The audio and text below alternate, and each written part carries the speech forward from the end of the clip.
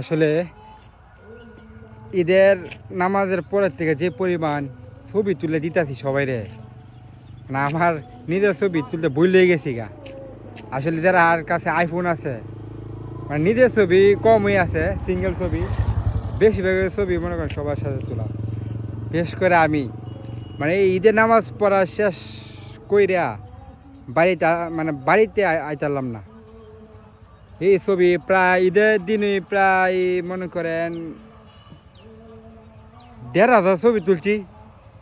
1,500 mobile charge মনে করেন একবার খাইছি, আরেকবার চার্জ করে আনছি, আবার আরেকবার খাইছি। মানে এলাকা সবাই ছবি তুলে দিয়েছি। মুট কথা হইলো এলাকা সবাই ছবি তুলে দিয়েছি।